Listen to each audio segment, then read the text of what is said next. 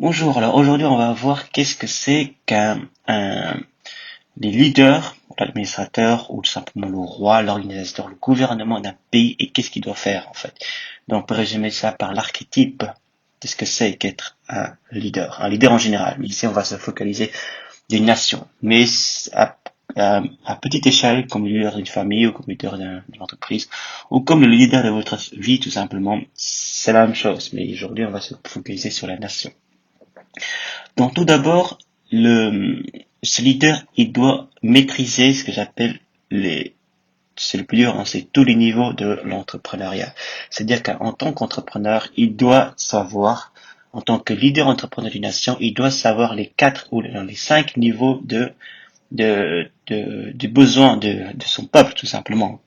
Donc, puisqu'il aura un peuple à gérer, ainsi qu'un pays, il doit savoir les besoins fondamentaux que tout le peuple doit avoir. Pour ça, on peut s'inspirer du pyramide de Maslow. Dans le pyramide de Maslow, il y a 5 niveaux disponibles. On va juste faire un bref aperçu. Dans le premier niveau, c'est le niveau physiologique, comme manger, dormir, boire, avoir un toit, une maison, tout ça. Le deuxième besoin, deuxième niveau, c'est la sécurité, donc se sentir en sécurité, là on vit avec une espèce de une certaine routine qui va en quelque sorte les rassurer tous les jours. Le troisième niveau, c'est un niveau d'appartenance, donc se sentir appartenir à un groupe, à une communauté. Dans notre cas, ce serait se sentir appartenir à un pays, à une patrie. Le troisième niveau, c'est le niveau d'estime, donc avoir de l'amour qu'on peut recevoir des gens, de l'amour qu'on peut recevoir du gouvernement qu'on sait qui nous aime, qui nous veut du bien.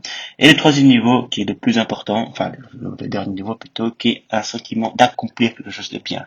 Donc on appelle ça le fait qu'il se sent qu'il est en train d'accomplir quelque chose de bien pour son pays, qui en quelque sorte est en train d'aider son pays à ce qu'il accomplisse, à ce qu'il fleurisse, donc à ce qu'il se développe encore plus. Donc ce sont les 5 niveaux que j'appelle ça de l'entrepreneuriat et que le gouvernement doit savoir tout ça. C'est ce qu'il doit savoir pour son peuple. Il doit en faire en sorte que son peuple ait ces 5 niveaux.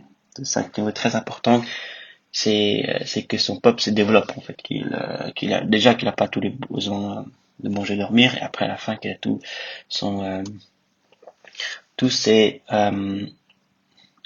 tous ses besoins. Donc, après ça, bien sûr, ce que le leader de la nation doit penser avant tout, c'est de penser à la nation, donc à son royaume et au bien de son peuple.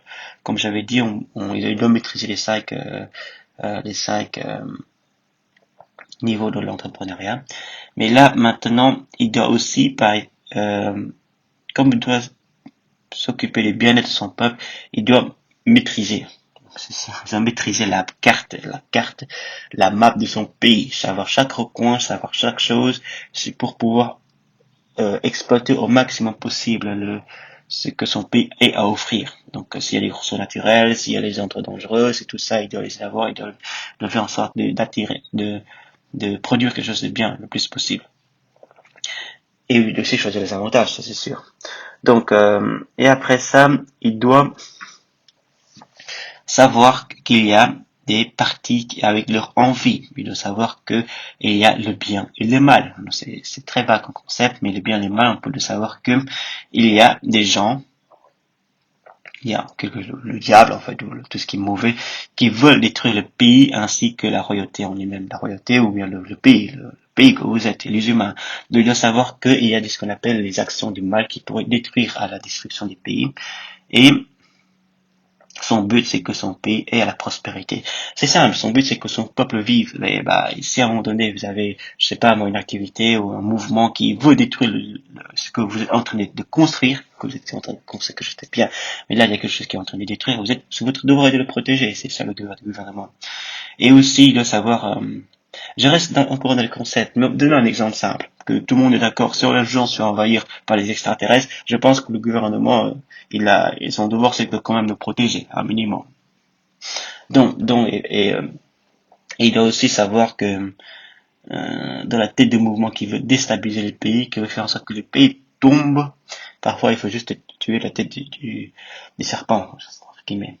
Parce que ça, les révolutions On peut se référer aux religions aujourd'hui. Le but, c'est regarder si les pays, il va bien. Si les gens sont heureux, si les gens ont les 5 besoins, c'est-à-dire qu'ils ont un toit à manger, tout ça, sont accomplis. Et les générations passent et passent. Du coup, il faut juste se concentrer sur ce qui est bien. Une révolution n'est pas forcément bonne. Et d'ailleurs, elle a détruit le pays, beaucoup de pays. Donc, encore, le devoir du gouvernement, c'est de faire en sorte que le pays fonctionne bien. C'est son but. Hein. Donc, comme j'avais dit, que le peuple, il se prospère. Et il doit aussi favoriser la création des, entre guillemets, les élites ou les entrepreneurs. Ce sont des gens qui vont aider à construire les pays. Les entrepreneurs, ils créent des entreprises, ils créent des business, qui font en sorte que l'économie fonctionne, qui fait en sorte que les gens puissent continuer à vivre simplement en résolvant chacun de leurs besoins. Son devoir, le devoir de gouvernement en tant que gouvernement, c'est de vérifier que ces activités sont bien et morales, qu'ils ne font pas, par exemple, dans la vente des enfants ou tout ce qui est immoral, enfin tout ce qui est contraire à la loi de la nature, à la loi de la prospérité, tout simplement. Donc, il doit protéger aussi contre les compétitions qui sont injustes, que ça vient de l'intérieur ou de l'extérieur, pour que le pays puisse prospérer. Il doit s'assurer que leur business soit dans le bien, que ça ne détruise pas de la valeur et que ça ne tue pas les gens. Donc, il doit aussi il doit vérifier, il doit s'assurer qu'il y a des entrepreneurs qui résolvent les problèmes de tous les jours. Ici, on n'a pas, le gouvernement doit prendre ces problèmes en main, faire lui-même. Si on n'a pas, par exemple, les hôpitaux, si personne n'a envie de faire ça, le gouvernement, son devoir, c'est de le faire, parce qu'il a son peuple à protéger. Donc, pour revenir au niveau des besoins, par exemple, le peuple a besoin de manger, il doit s'assurer qu'on fabrique des fermes, on fabrique de l'agriculture et tout ça, il doit s'assurer qu'on a de la nourriture, hein, c'est logique. Et il doit aussi s'assurer que le peuple a quelque chose à boire, a quelque chose à... Ça, ce sont des besoins primaires. Hein. Et qu'il y a un toit, donc on ne vit pas de la rue, donc qu'il y ait au moins une certaine stabilité. Donc ça veut dire s'assurer que le peuple continue à créer de la famille, à se reproduire, parce qu'on a besoin, les petits arrivent, les vieux vont bientôt partir, et du coup, ce qui permet de faire tourner le pays, quoi. Et il doit s'assurer de parler bien de la famille pour que les gens ont envie de fonder une famille. Ça c'est important. Si vous ne fondez pas une famille, vous allez tout simplement mourir en 1-2 générations. C'est pas difficile. Donc aussi de soins de la santé, hein, s'il n'y a pas d'hôpitaux privés ou que ce soit privé mais soit de façon bien, dans le sens que ça aide les gens à ce qu'ils puissent continuer à vivre, tout ça. Ça c'est le devoir du gouvernement. Il y a aussi la sécurité, donc il faut sentir que les gens qui puissent marcher dans la rue sans se faire agresser tout simplement. Et aussi s'assurer aussi des besoins que les gens ont un boulot, ont de l'emploi. Du coup, c'est beaucoup de travail en tant que leader de la nation. Alors, il doit aussi protéger des attaques externes, hein. Donc il doit avoir une armée, tout ça, avec une certaine politique internationale, ses voisins et tout, avoir une bonne relation pour que ça pose pas des problèmes. Et donc il doit aussi vérifier que l'économie fonctionne bien, il doit aussi savoir que la foi de leur peuple, la foi en le peuple, en le bien est toujours bon, hein. Si le peuple commence à partir en vrille, commence à avoir des valeurs qui sont assez tordues, si la foi de votre peuple diminue, c'est tout simplement que ce sera bientôt la fin. On va se faire wipe out. Donc, pour s'assurer que les entreprises font les choses bien, faut créer des lois qui les protègent, faut punir les criminels, faut protéger des valeurs qui sont saines, des valeurs que Dieu nous a données dans ce monde, des valeurs qui sont saines, il faut les protéger. Et aussi, ils doivent, pour l'argent, il faut qu'ils mettent des taxes, de l'impôt pour que le pays puisse continuer. Et aussi avoir des bonnes relations extérieures, internationales. Le gouvernement doit aussi travailler avec des gens qui pensent comme le gouvernement, ou le leader entre guillemets. Si vous êtes le leader d'une nation, ou d'une entreprise, de votre famille, ou de votre couple, ou tout n'importe quoi, vous devez être avec une personne qui pense comme vous. Parce que s'il ne pense pas comme vous, généralement, il y aura des conflits et ce n'est pas productif. Vous allez plutôt avoir des conflits tous les jours, tout le temps, au lieu de produire quelque chose. C'est bien d'avoir un contre-argument pour que nous puissions avancer, mais le but c'est que nous avançons ensemble, parce que sinon, si vous ne travaillez pas ensemble, vous êtes en train de vous battre à chaque fois. Il doit être dur envers ses travailleurs, mais il doit aussi vouloir le bien de lui. Donc, il dur pour qu'il puisse donner le meilleur d'eux-mêmes. Et aussi, il doit donner une raison à son peuple, ou une raison à son gouvernement, à ses travailleurs, de pourquoi. Et pourquoi on est là. Qu'est-ce qu'on fait tous les jours. Donc, comme j'avais dit, le but, c'est de donner un sens à leur vie. Et le sens, c'est l'étape numéro 5, l'accomplissement. Mais parfois, on a l'étape numéro 1 ou 2 à remplir, qui est comment est-ce qu'on fait pour avoir un toit. Donc, quand ça, on a résolu ce problème pour voir numéro 5, qu'est-ce qu'on peut accomplir. Donc, le fait d'accomplir, c'est tout simplement de checker si toutes les étapes sont bien, ça fonctionne bien. Parce que c'est vrai que on peut prendre ça comme acquis, mais il peut très bien que le peuple n'a plus de toit, n'a plus le peuple a faim et tout ça. Donc c'est si simple que ça en fait. L'accomplissement n'est pas obligé de créer quelque chose de nouveau. Il faut juste s'assurer que les choses fonctionnent bien.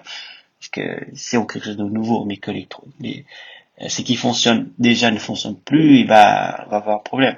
Donc voilà. Le gouvernement doit aussi être conscient de l'histoire. Il doit connaître l'histoire. Le leader en général, l'histoire, c'est que le temps passe. C'est des peuples avant nous, c'est des générations avant nous. Ils ont fait des erreurs. Il faut apprendre ces erreurs et progresser. C'est comme ça qu'on progresse dans la vie, qu'on pourra avoir un avenir qui est beaucoup plus